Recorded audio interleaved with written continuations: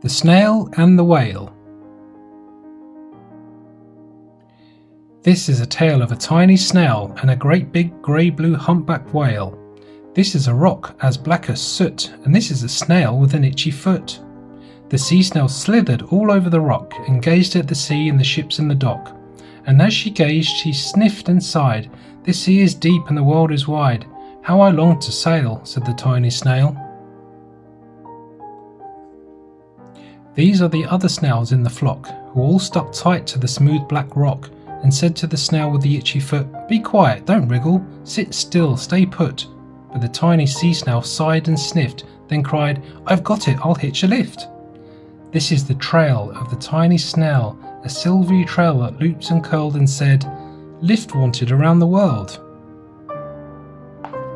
This is the whale who came one night when the tide was high and the stars were bright, a humpback whale immensely long, who sang to the snail a wonderful song of shimmering ice and coral caves and shooting stars and enormous waves.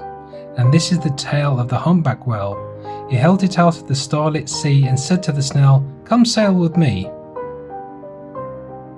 This is the sea so wild and free that carried the whale and the snail on his tail to towering icebergs and far-off lands, with fiery mountains and golden sands. These are the waves that arched and crashed, that foamed and frolicked and sprayed and splashed the tiny snail on the tail of the whale. These are the caves beneath the waves, where stripy fish with feathery fins and sharks with hideous toothy grins swam round the whale and the snail on his tail.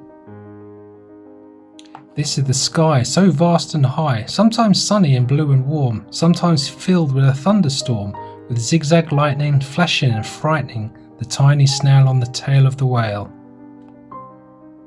And she gazed at the sky, the sea, the land, the waves and the caves and the golden sand. She gazed and gazed, amazed by it all, and she said to the whale, "I feel so small." But then came the day the whale lost his way. These are the speedboats running a race, zigging and zooming all over the place, upsetting the whale with their ear-splitting roar, making him swim too close to the shore. This is the tide, slipping away. And this is the whale lying beached in the bay. "Quick, off the sand, back to sea," cried the snail. "I can't move on land, I'm too big," moaned the whale. The snail felt helpless and terribly small. Then, "I've got it," she cried, and started to crawl. "I must not fail," said the tiny snail. This is the bell on the school in the bay, ringing the children in from their play. This is the teacher holding her chalk, telling the class, "Sit straight, don't talk." This is the board, as black as soot, and this is the snail with the itchy foot. A snail, the teacher turns pale. "Look," say the children, "it's leaving a trail."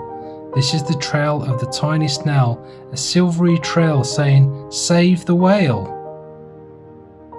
These are the children running from school, fetching the firemen, digging a pool, squirting and spraying to keep the whale cool. This is the tide coming into the bay, and these are the villagers shouting hooray as the whale and the snail travel safely away. Back to the dock and the flock on the rock, who said, "How time's flown, and haven't you grown?" And the whale and the snail told their wonderful tale of shimmering ice and coral caves and shooting stars and enormous waves, and of how the snail, so small and frail, with her looping, curling, silvery trail, saved the life of the humpback whale. Then the humpback whale held out his tail, and on crawled snail after snail after snail.